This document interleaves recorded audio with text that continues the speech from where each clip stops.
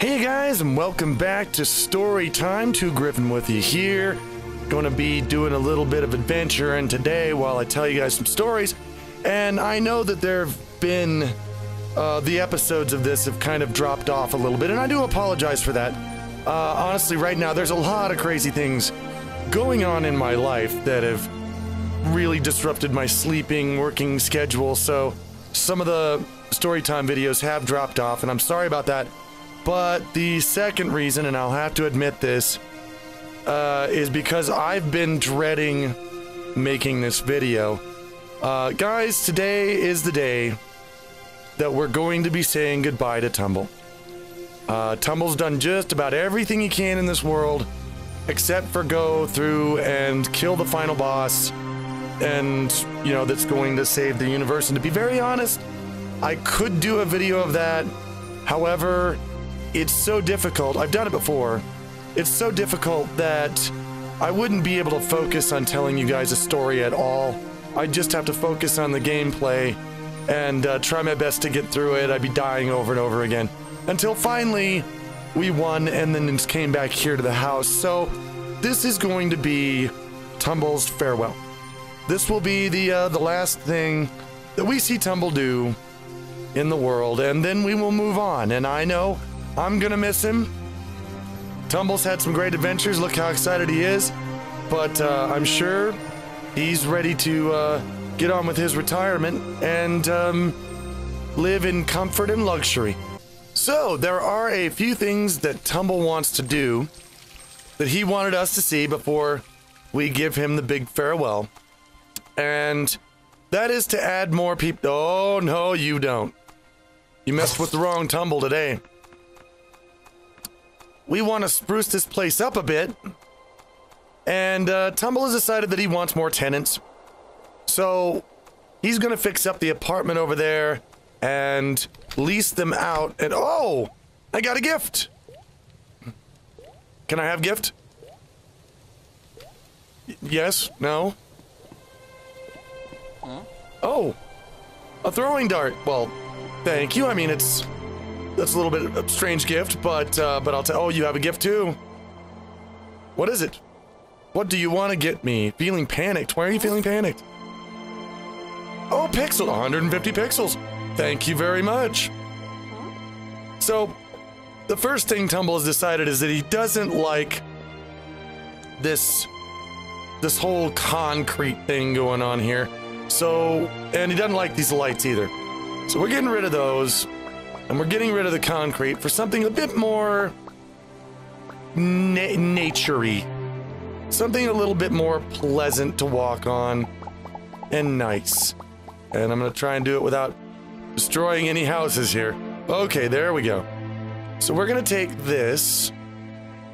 There we go. Much better. Much, much better. Doesn't that look better? I think that looks a lot better. Yeah, we're gonna do that all over the place. Take down this concrete. You know, it's nice to have a lawn, you know? I wouldn't want my lawn to just be concrete, would you? Of course, there are probably some people out there thinking, who have to mow the lawn all the time, thinking, yeah, I would love a concrete lawn, please. Well, I don't think it's very nice.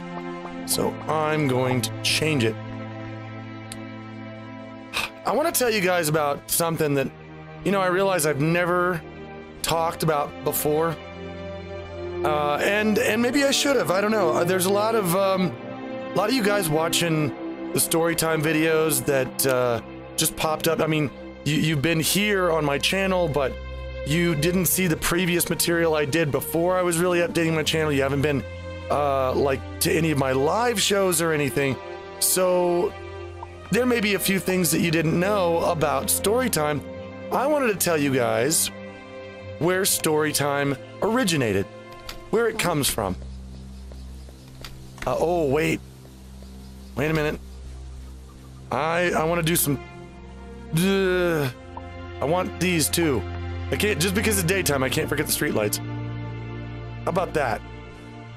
But one on each side. Yeah, no. Just for a minute, I want to see, how do these, oh, these just hang somewhere. Oh, look at that. I like that. I like that a lot. Can I get up on top of that? No. All right, we're gonna hang these around because I'm digging these lights right here. There we go. I'll put some up here too.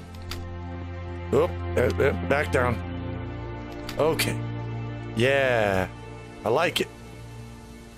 I don't like that. That's setting off my very mild OCD because it's not the same. Hang on. All right, give me back the light, and it's right. It goes like that. Okay, that's the exact spot we want it. Nope. There we go. Okay. There, now it's the same. Huh. I feel a lot better. I don't know about you guys, but I feel tons better now. So, it's actually, you know, strangely, story time is in itself becoming an interesting story. And the reason why is because of how it came about. Looking at lawn ornaments here. You know what? Let's just do another flower bed, shall we? That's nice and pleasant. Yeah. We'll put another flower bed here. Put more lights around it. Where are those street lights? Where'd you go? There you are. Story time is completely... The beginnings of it were absolutely unintentional. Don't know if you knew that. Aw, I wish I had room to put this picnic table down. I wanna... That'll work, right? Like maybe here? There we go. It's kind of cool. Picnic table, some flowers and stuff around, yeah? Yeah, I like that. Yeah, this is much prettier. I dig this a lot better. Anyway. Storytime happened when, me and Dr. Samuel Conway, also known as Uncle Kage, we used to do charity shows all over the place. We'd do them everywhere. And we'd get up on stage and we would tell bits of our routine and funny stories and things like that. We'd make people laugh, and they would throw money at the charity. And that's why we did it. We wanted to entertain people in a private, exclusive show where they actually paid to get in to support the charity. And I loved doing those shows. I really, really did.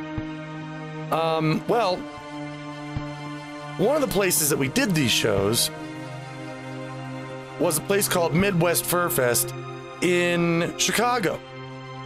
And by the way, right now, it's definitely time to spruce up the party room. We're gonna definitely deck out the party room here. So now, for some reason, I know not why, I think probably because they wanted to just they wanted us to have all the time that we needed to do whatever. They would put our charity show late at night. In fact, it was the last thing on the schedule. It was almost always the last thing on the schedule. So here we are, and me and Uncle Kage are doing these shows, and we'd go for, 90 minutes or so, and then we'd call it a night. Say, all right, thank you for showing up, and it's been great. Have a good time at the convention, and we'll see you guys around. And we would end the show. Well, one year we had gone on a bit longer than usual, and it was past midnight. It was further along in the evening, and Uncle Kage was getting tired. I wasn't getting tired. I was feeling okay, actually. But Kage, he kind of whispered at me. He's like, hey, let's end this and get out of here. I need to get some sleep. So I'm like, okay, good idea. Let's do it. And so we ended the show. And, I need lights up here, don't I? Yes, I definitely do. What about these? Can I put these inside? Hang on. I can put them inside. Okay, radio. Radio. And I'm not talking about telephone's husband. Stop. There we go. Okay. Radio is making a lot of noise. I'm gonna light this party room up really nicely. So, it's way past midnight. And, you know, it's like, okay, sleepy time. And we ended the show. And Kage and me both, we took a big bow. And we said, okay, you know, thanks for coming. And, you know, see you again next year. Whatever, you know.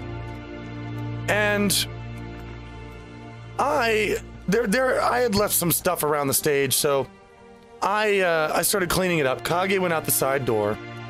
I started cleaning up a bit, and grabbing the things that I needed. And I sat back down in the chair on the stage, just kind of, okay. And as I sat there and the room vacated, everyone was leaving, about 25 people, they didn't leave.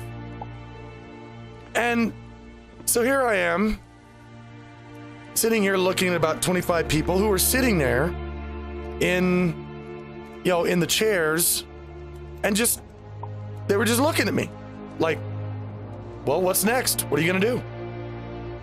And I thought, well, okay, well, I hadn't planned on continuing, but since there's about 25 people here, why not move on? Why not do another, you know, little tiny show for a little while longer? And I started telling him a story.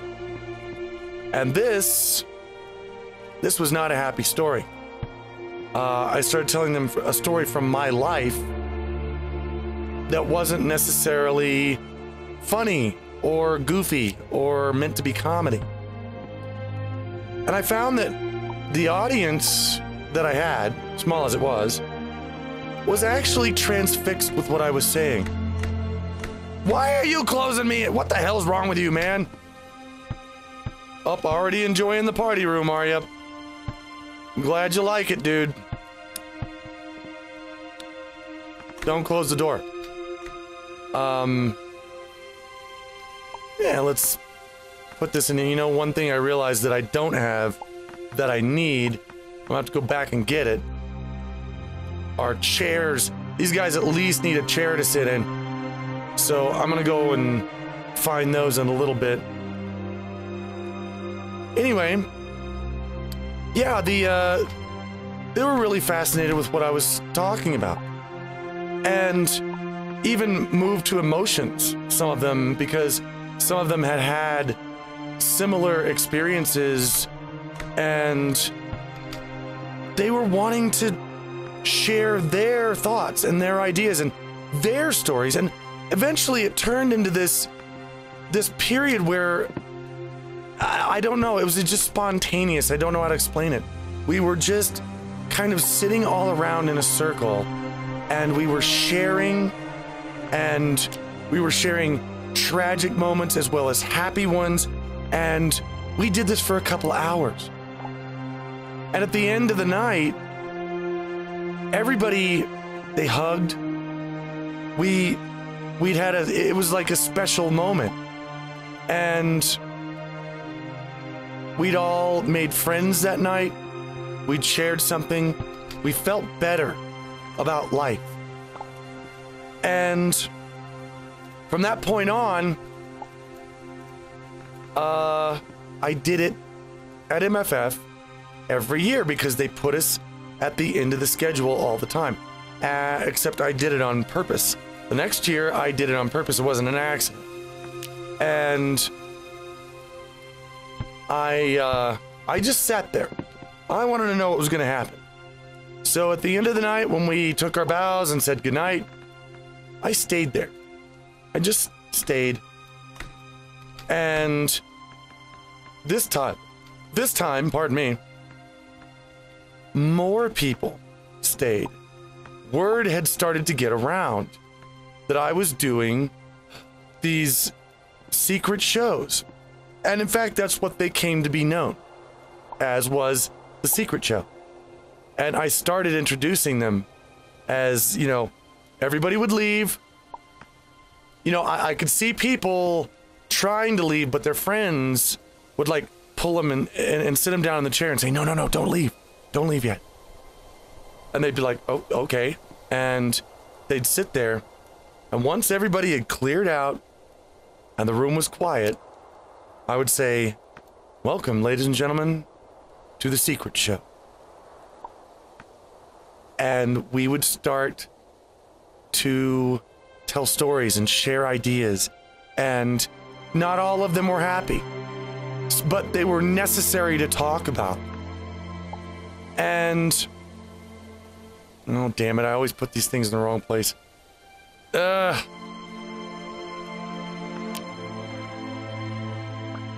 me that. Put the lamp here. Yeah. So every year they got a little bit larger, a little bit bigger. More and more people knew about them, and they knew that at that particular convention, at the end of the charity show, there was a secret show that happened. And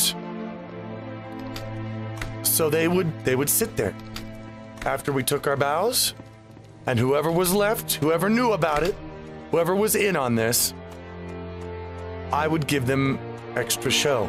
And it was just real. It was just a real kind of experience. It was real life. It wasn't goofy comedy. It was like, let's talk about the real, you know, the real tragedy and comedy of life. And we did. Let me eat something here real quick because it looks like I'm running low on food. I got some interesting new foods that I made. Look at this. Oculamon meringue. We have spooky pie. I've never had a spooky pie before. I'm gonna eat a spooky pie. Whoa! What's that paw print mean? I've never... Bonus damage? Oh! So I get bonus damage from that. I made tomato juice because I adore tomato juice. And you guys have heard that story. I've already talked about that, about how I despised tomato juice, and then suddenly I loved it. Yep, well, had to have it.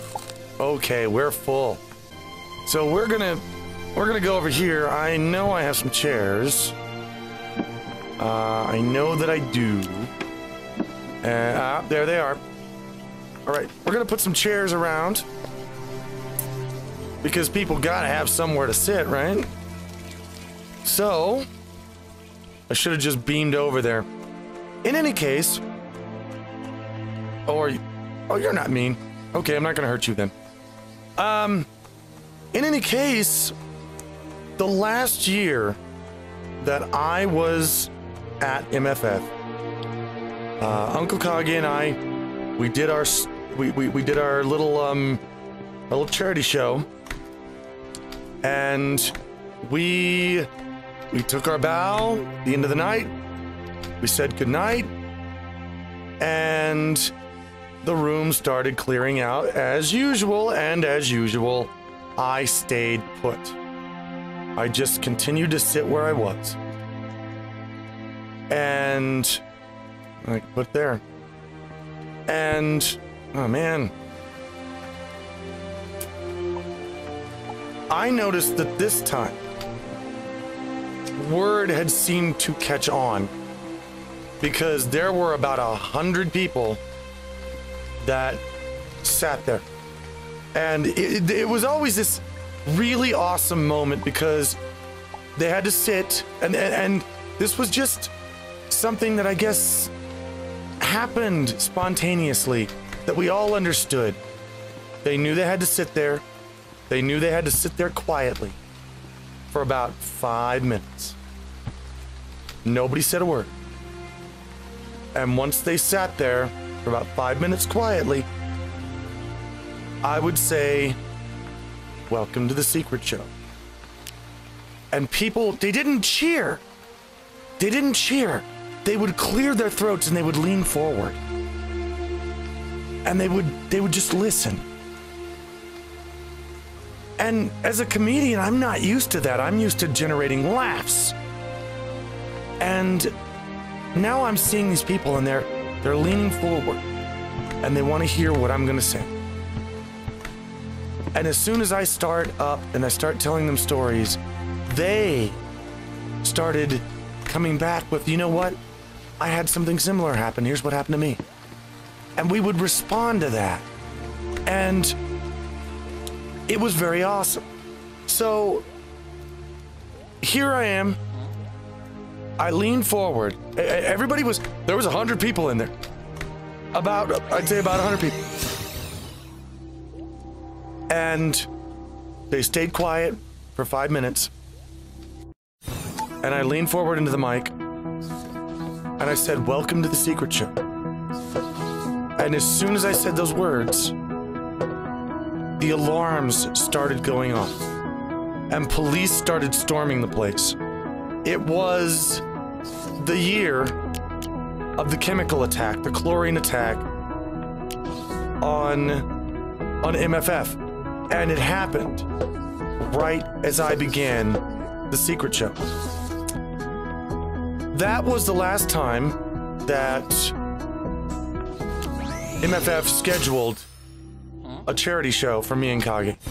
After that, they took both me and Kage off their stages, period. And we don't know why. They just did. So that was the end of the secret show. However, I realized very quickly that this is something that people not only wanted, but they needed. They needed to hear these stories. They needed the release. They needed to be able to, hear stories that weren't always happy, that weren't always, sometimes yes, sometimes no. They needed to have these stories. And so I started something called Radio Free Potato. Some of you guys maybe remember that one. Radio Free Potato was meant to be a continuation of the secret show.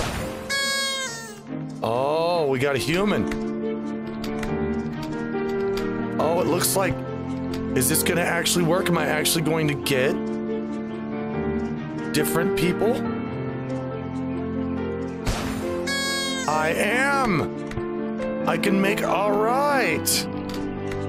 Where do I put it in here? Oh, close the door. So I started making Radio Free Potato, and I started telling these stories to everyone. It wasn't the secret show anymore. It was a podcast. Well, we got a lot of humans in here. Oof.